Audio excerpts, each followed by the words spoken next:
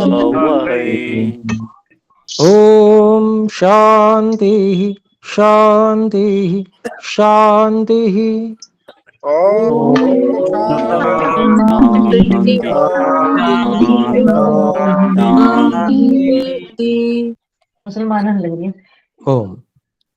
सभी से निवेदन है, कृपया अपने माइक को म्यूट कर लीजिएगा।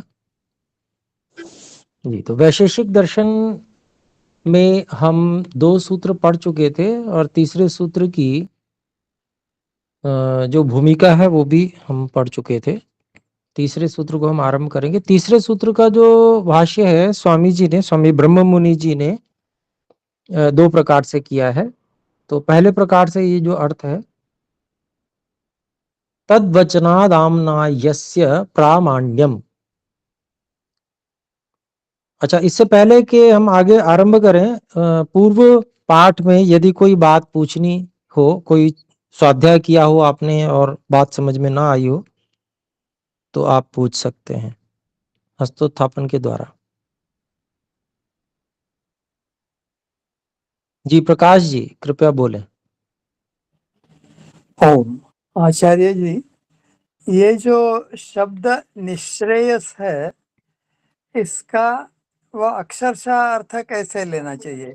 निश्रेयस मतलब उसमें कुछ श्रेयस नहीं है या क्या है वो?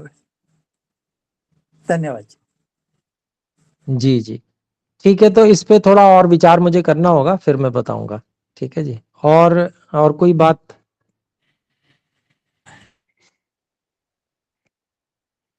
जी ठीक है, धन्यवाद। तो आइए फिर हम आगे बढ़ते हैं। अच्छा हाँ, एक और प्रश्न है, बहन डॉक्टर रूपल जी कृपया बोलें। ओम नमस्ते गुरुजी। जी नमस्ते। मेरा शंका ये है कि जो पिछले सूत्र में बताया गया था कि अभ्युदय वो निश्रेयस पर निर्भर करता है, मतलब जो धर्म ये कहता है कि अभ्युदय के ऊपर आपको निश्रेयस मिलता है या फिर होना चाहिए, तो वो अभ्युदय कैसा होना चाहिए एग्जैक्टली, जिसे हम मतलब समझ सके कि कौन सा अभ्युदय है जिसके बाद हमें निश्रेयस की प्राप्ति होती है। जी जी, मैंने थोड़ा स्पष्ट करने का प्रयास किया था, फिर से इस विषय में बात करता हूँ। देखिए, अभ्युदय का अभिप्राय जिस पर निश्रेयस जिसके द्वारा प्राप्त हो सके तो वही है। तो अभ्युदय का अभिप्राय यहाँ पर उन सभी साधनों से है जो साधन हमें उपलब्ध होते हैं और उनका उपयोग हम करते हैं, जो जीवन में जो व्यवहार है उनको करने के लिए, साथ ही मुक्ति प्राप्ति के लिए प्रयास करने के लिए भी उन साधनों का उपयोग करते हैं। इनमें शरीर आदि साधन हमें गिनने चाहिए। तो अन्य साधन जो लौकिक अन्य साधन है जिनकी अपेक्षा रहती है उनको भी गिन सकते हैं, लेकिन उनका उपयोग जो है वह इस प्रकार से हो कि एक संतुलित उपयोग, और साधन जो है वो नष्ट ना हो, साधन जो है वो और अधिक बलवान बने, इस प्रकार से उपयोग हो।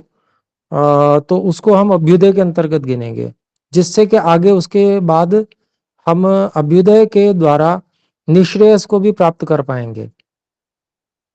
और यदि हमने अभ्युदय का गलत अर्थ समझ लिया तो उससे क्या होगा कि हम अपने साधनों को जो 5 इंद्रियों के विषय भोग हैं उसमें लगाकर और नष्ट कर लेंगे अपने साधनों को, उनको कमजोर कर लेंगे। तो फिर वैसे साधन कभी भी जो है मुक्ति को प्रदान करने में समर्थ नहीं हो सकते हैं, और व्यक्ति जो जो कार्य मुक्ति के प्रयास करने के लिए आवश्यक है उनको किसी को नहीं कर पाएगा।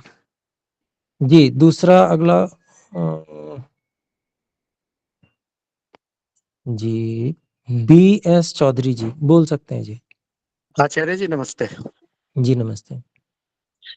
आचार्य जी, ये जो धर्म अर्थ काम मोक्ष ये चतुष्टय पदार्थ जो बताए गए हैं, तो इसमें धर्म का आचरण करते हुए अर्थ और काम को प्राप्त करके ही मोक्ष में जाएंगे, या यानी कि धर्म अर्थ को करा तो अभ्युदय प्राप्त हुआ, या बिना अभ्युदय प्राप्त किए भी साधक सीधा निःश्रेष में जा सकता है? जी, कम और ज्यादा की बात तो हो सकती है, लेकिन अभ्युदय तो आवश्यक है। जी न्यूनाधिकता तो हो सकती है कि जी किसी जी को जी न्यून अपेक्षा है अभ्युदय की, किसी को अधिक अपेक्षा है, तो ये तो संभव है। जैसे मान लीजिए एक व्यक्ति सीधे ब्रह्मचर्य से और जो है वह संन्यास को लेता है, यानी कि वो इतनी योग्यता बनाता है वैराग्य आदि की कि वो सीधे ब्रह्मचर्य से बीच के 2 आश्रम न करके, गृहस्थ और वानप्रस्थ न करके सीधे संन्यास में जाता है। जी तो जी यहाँ भी उसको अभ्युदय की अपेक्षा इस दृष्टि से है कि उसको शरीर आदि की बल और विद्याओं की प्राप्ति के लिए जो साधन अपेक्षित हैं वो सब चाहिए इसको, और जी जी उत्तमोत्तम साधन चाहिए, उत्तम जी जी साधन चाहिए। तो ये सब अभ्युदय के अंतर्गत ही आता है जी।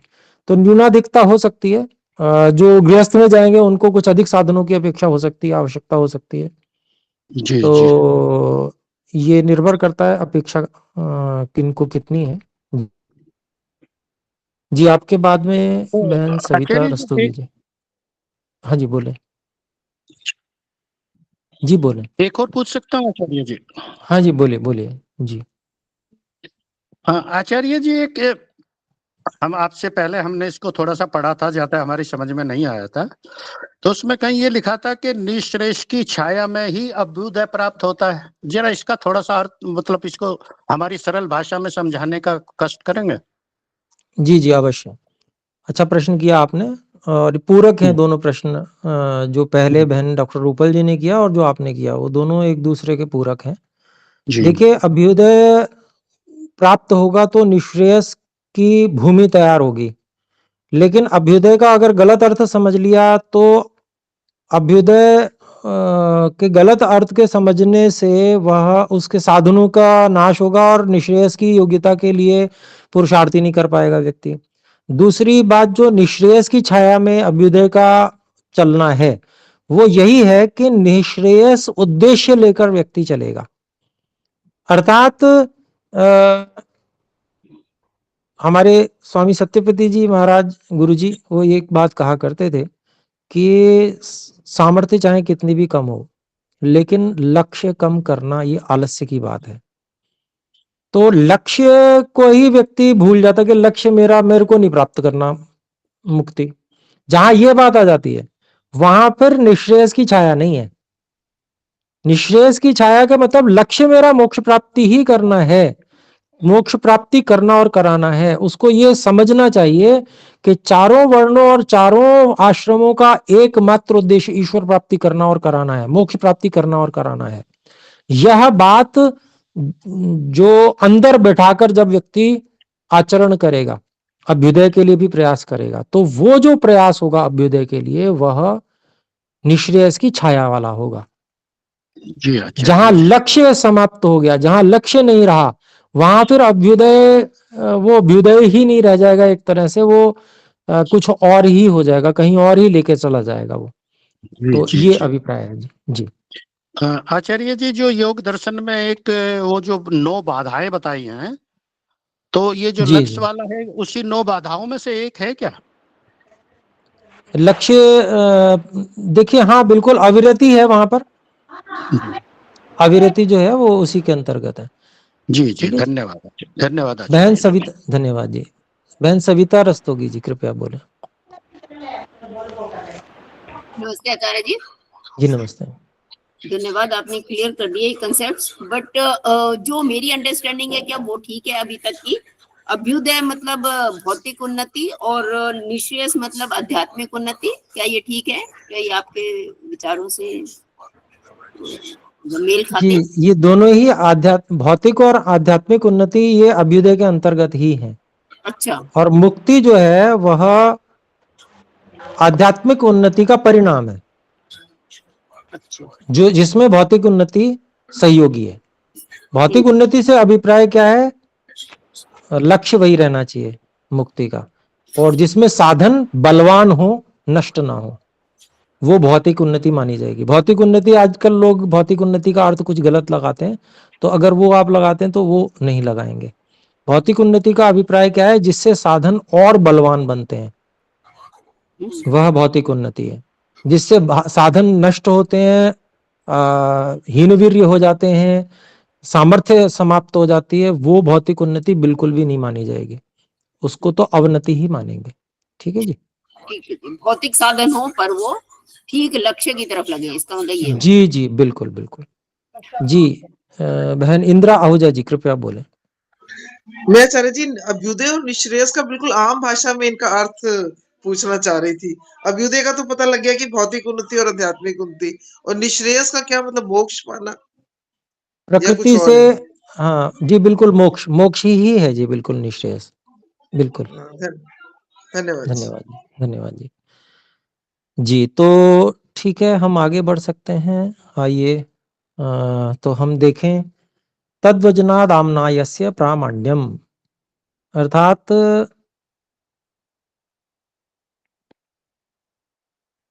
जो धर्म के विषय में धर्म का व्याख्यान किया जा रहा है, वो जो धर्म का व्याख्यान है उसमें वेद का प्रमाण स्वीकार किया जाता है। मतलब वो व्याख्यान वेद को देखकर ही है। आम्नायस्य, वेद का प्रामाण्यम, प्रमाण स्वीकार किया जाता है। मतलब वेद के प्रमाण के अनुसार ही हम बात कर रहे हैं धर्म की, वेद से अलग बात नहीं है, ये कहना चाहते हैं। तो आइए इसका वो देखें, भाष्य। तद्वचनात्, खोलते हैं। तत् शब्देन प्रकृतो धर्म शब्दो गृह्यते। तत् शब्द से जो प्रकरणस्थ धर्म शब्द है उसका ग्रहण किया जाता है। तस्य धर्मस्य वचनम तद्वचनम, उस धर्म का कथन, वचन, तद्वचनम। उच्यते अस्मिन् इति वचनम, वचन किसे कहते हैं? तो एक एक चीज को खोलते हैं, ये शैली है स्वामी जी की, स्वामी ब्रह्ममुनि जी की। तो उच्चत वचन किसे कहते हैं? तो उच्यते अस्मिन् इति वचनम, जिसमें कुछ कहा जाता है उसको वचन कहते हैं। और फिर आगे कहते हैं प्रवचन शास्त्रम, अर्थात वो प्रवचन शास्त्र है जिसमें कुछ कहा जाता है, तो उसको भी वचन कहा जाएगा। फिर उसी को खोलते हैं धर्म प्रवचन शास्त्रम। तो तद्वचनात् मतलब धर्म के शास्त्र, धर्म प्रवचन शास्त्रम, तो धर्म के प्रवचन शास्त्र जो है ना, उसमें फिर पंचमी विभक्ति आ गई तस्मात्। तस्मात् तद्वचनात्, ऐसा समझ लेंगे जो सूत्र में कहा है तद्वचनात्। हाँ, तो आगे कहते हैं, उसी को खोलते हैं धर्म तस्मात् का मतलब हुआ धर्म प्रवचन शास्त्रत्वात्। तद्वचनात् का पूरा खोला, अंत में धर्म प्रवचन शास्त्रत्वात्, धर्म का प्रवचन शास्त्र होने से। आम्ना यस्य प्रामाण्यम, इसको खोलते हैं वेदस्य प्रमाणत्वं स्वीकुर्वे, मैं वेद का प्रमाण स्वीकार करता हूं। महर्षि कणाद जी के लिए कह रहे हैं ये, कि वो ऐसा कहते हैं। आगे देखते हैं, आम्नायो वेदः खलु धर्म प्रवचन शास्त्रम। जो आम्नाय जो है, जिसको यहाँ पर आम्नायस्य के रूप में कहा है षष्ठी में, तो आम्नाय क्या है? वो है वेद, जो कि धर्म प्रवचन शास्त्र है, धर्म को बताने वाला शास्त्र है, कहने वाला शास्त्र है। उक्तम ही मनुना, जैसा कि ऋषि मनु ने कहा भी है, वेदोखिलो धर्म मूलम, जो वेद है वो संपूर्ण धर्म का मूल है। और एक और बात कही है मनु जी ने, धर्म जिज्ञासमानानाम प्रमाणम परमम श्रुति। तो जो धर्म को जानना चाहते हैं उनके लिए परम प्रमाण वह वेद है, श्रुति है। अथवा अब दूसरे ढंग से इसी सूत्र की व्याख्या करेंगे, तो कहते हैं, देखिए, मनुस्मृत्यादि धर्म शास्त्राण्यनुसृत्य यद्वा पूर्व मीमांसा दर्शनम लक्षीकृत्य धर्म व्याख्यानम न करोतु। तो कहते हैं कि भाई आप जो है मनुस्मृति आदि धर्म शास्त्रों का अनुसरण करके, अर्थात उनके अनुसार, या फिर पूर्व मीमांसा दर्शन को लक्ष्य करके अर्थात उसके अनुसार धर्म का व्याख्यानम न करो, तो धर्म का व्याख्यान मत कीजिए। और बीच की थोड़ा सा पंक्ति हटवा दी है। अथ च किम लक्ष्यीकृत्य तद्व्याख्यानम क्रियते, अगर आप वो उसको देखकर धर्म का व्याख्यान नहीं करते, अर्थात मनुस्मृति को भी नहीं देखते, आप पूर्व मीमांसा को भी नहीं देखते, वहां पर जो धर्म कहा गया है, तो आप किसको लक्ष्य करके उसका व्याख्यान करते हो, प्रश्न उठा रहे हैं। तो अत्रोच्यते उसका उत्तर देते हैं। तो तद्वचनाद आम्नायस्य प्रामाण्यम, तो वेद को लक्ष्य करके, वेद के अनुसार हम धर्म का व्याख्यान करते हैं, वेद को हम प्रमाण मानते हैं धर्म का व्याख्यान करने में। तो इसका अर्थ ऐसे अब कर लेंगे। तो आइए भाष्य देखते हैं। आम्ना यस्य प्रामाण्यम मयात्र व्याख्यातव्ये धर्मे वेदस्य प्रमाणत्वं स्वीक्रियते, मेरे द्वारा व्याख्या योग्य जो धर्म है, ऐसा महर्षि कणाद की ओर से कह रहे हैं महर्षि ब्रह्ममुनि जी, कि मेरे द्वारा जो यहाँ पर व्याख्या करने योग्य धर्म है, उसमें वेदस्य प्रमाणत्वं स्वीक्रियते, उसमें वेद का प्रमाण हम स्वीकार करते हैं, मैं स्वीकार करता हूं, मेरे द्वारा स्वीकार किया जाता है। तो वेदम लक्ष्यीकृत्य धर्मो व्याख्यास्यते, तो उसी को दूसरे शब्दों में कह दिया कि वेद को लक्षित करके, वेद से जानकर हम धर्म का व्याख्यान करेंगे, व्याख्यास्यते, धर्म का व्याख्यान किया जाएगा। यतः, क्योंकि, तद्वचनात्, अब यहां तद ईश्वर के लिए कहा है, ईश्वर वचनात्, ईश्वरस्य प्रवचनात्, ईश्वर परमात्मा का वचन होने से, परमात्मा का प्रवचन होने से, वेदः खलु ईश्वर प्रवचनम, वेद जो निश्चय से ईश्वर के ही प्रवचन है। तो यजुर्वेद का एक मंत्र बताते हैं, प्रनूनम ब्रह्मणस्पतिर मंत्रम वदति उक्थ्यम। तो अभिप्राय क्या हुआ, ब्रह्मणस्पतिम उक्थ्यम मंत्रम नूनम प्रवदति। तो परमात्मा के लिए कहा जा रहा है कि जो जगत और वेद, ब्रह्मांड का जो स्वामी है, जगत संसार का और वेद का, सबका, ब्रह्मणस पतिम, तो जो संपूर्ण जगत और वेदों का जो स्वामी मालिक है, उसके द्वारा प्रशंसनीय मंत्र निश्चय से वदति, वो कहता है। तो परमात्मा जो प्रशंसनीय मंत्रों को निश्चय से कहने वाले हैं, ये इस मंत्र से बात आती है। तथा च प्रशस्त पाद, और प्रशस्त पाद जी ने भी इस बात को कहा है, तच्चेश्वर चोदनाभिव्यक्ता धर्मादेव।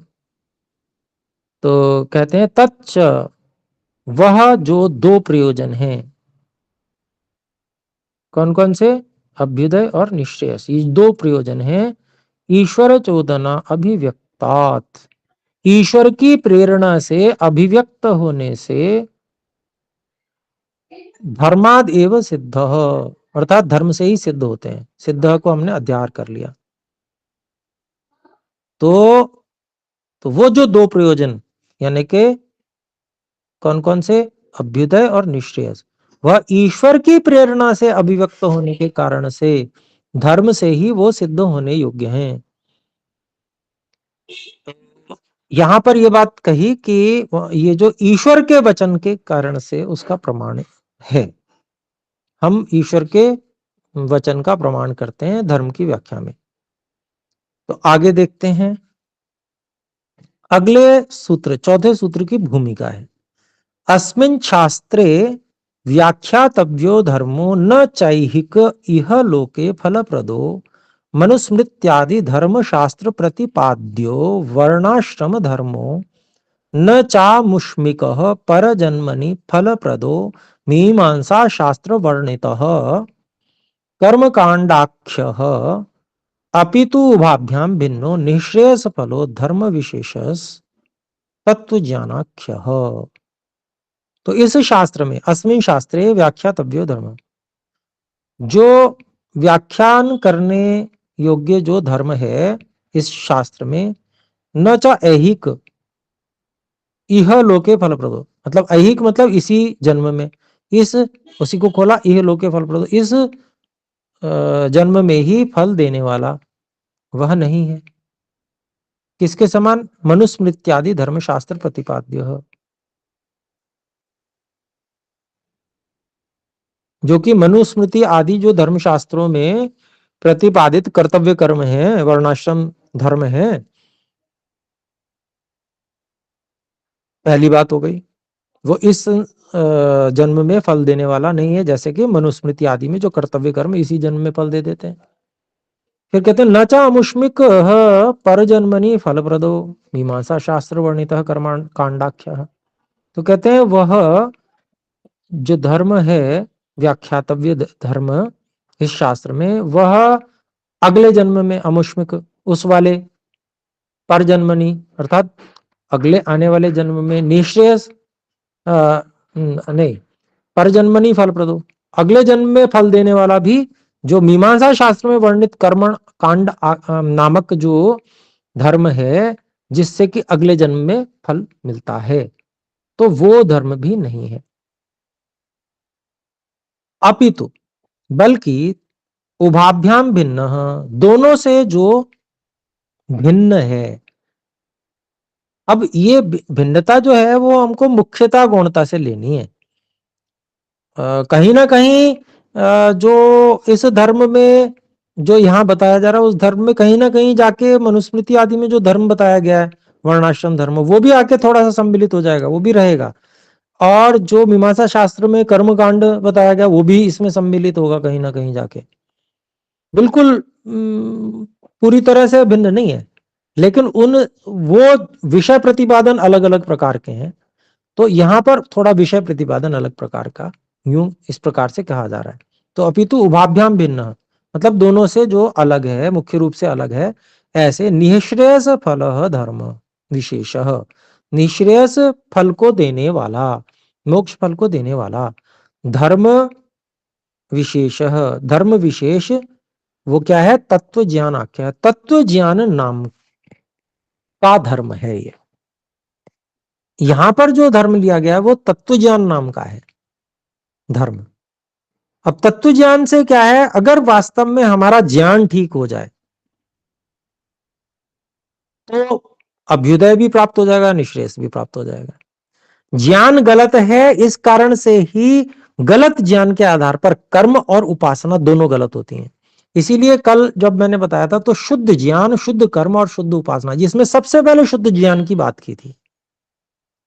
तो वो शुद्ध ज्ञान क्या है? वही तत्व ज्ञान है। तो तत्व ज्ञान होने से, तत्व ज्ञान हो गया तो अविद्या नष्ट हो गई, अविद्या नष्ट हो गई तो मुक्ति हो गई। तो लेकिन एकदम से तत्व ज्ञान हो जाता है और एकदम से मुक्ति हो जाती है, ऐसा भी नहीं है। तो तत्व ज्ञान होता है, धीरे धीरे वो परिपक्व होता है और वो अभ्यास में आता है, व्यवहार में आता है, तो उससे क्या है? अभ्युदय सिद्ध होता है, जीवन उन्नत बनता है, साधन बलवान बनते हैं और मन से, बुद्धि से सबसे व्यक्ति बलवान होता है। तो ये अभ्युदय है। और फिर उसी स्थिति में जब वो संपूर्ण परिपक्वता की स्थिति आ जाती है तत्व ज्ञान की, और उससे जितने भी कुसंस्कार हैं वो दग्धबीज भाव को प्राप्त हो जाते हैं, तो मुक्ति हो जाती है, तो वो निश्रेयस प्राप्त हो जाता है। तो यहां पर मैंने एक थोड़ा सा उसको जोड़ने के लिए, तत्व ज्ञान से कैसे जुड़ रहा है इसके लिए मैंने बताया आगे उच्यते च, और इसके बारे में कहा भी गया है। महर्षि कणाद जी का सूत्र है चौथा, धर्म विशेष प्रसूतात् द्रव्य गुण कर्म सामान्य विशेष समवायानाम पदार्थानाम साधर्म्य वैधर्म्याभ्याम तत्व ज्ञानान निःश्रेयसम। तो कहते हैं कि भाई शब्द अलग अलग है। धर्म विशेष प्रसूतात् द्रव्य गुण कर्म समवाय विशेष, द्रव्य गुण कर्म सामान्य विशेष समवायानाम पदार्थानाम साधर्म्य वैधर्म्याभ्याम तत्व ज्ञानात् निःश्रेयसम। तो क्या अभिप्राय हुआ कि द्रव्य गुण, कर्म, सामान्य, विशेष और समवाय, ये 6 चीजें हैं। ये पदार्थ है। पदार्थ का मतलब कोई जिसको कहेंगे हम ऐसे ठोस चीज हो, उस वो अर्थ नहीं है। मतलब पद अर्थ, ऐसा पद जिसका अर्थ है। पद मतलब शब्द। तो यहां पर कोई ऐसा पद जिसके लिए कुछ ना कुछ अर्थ निश्चित है, वो पदार्थ है। अर्थ मतलब वस्तु, यानी कि सत्ता वाली चीज। तो द्रव्य वो कौन कौन से हैं? 6। तो द्रव्य, गुण, कर्म, सामान्य, विशेष और समवाय, उसको कहा पदार्थानाम, समवायानाम पदार्थानाम। इन पदार्थों की साधर्म्य वैधर्म्याभ्याम, साधर्म्य समानता को कहते हैं, वैधर्म्य भिन्नता को कहते हैं। तो इन पदार्थों की आपस में साधर्म्य देखेंगे और वैधर्म्य देखेंगे। साधर्म्य और वैधर्म्य देखने से उस विषय में हमें आगे देखते हैं। देखिए, तो साधर्म्य वैधर्म्याभ्याम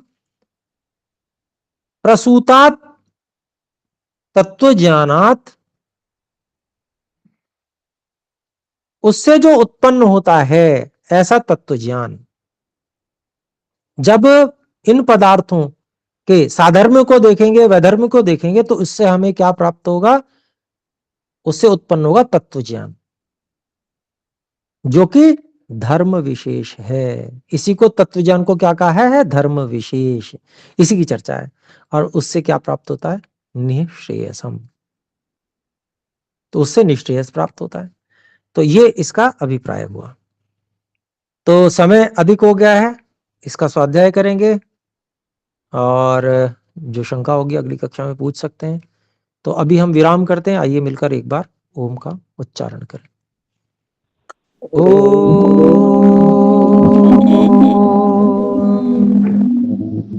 नमस्ते आचार्य जी, सभी को सभी को सादर सादर धन्यवाद जी।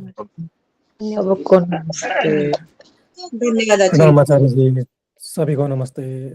सभी को सादर नमस्ते जी। सभी को सादर नमस्ते नमस्ते। नमस्ते आचार्य जी, धन्यवाद आप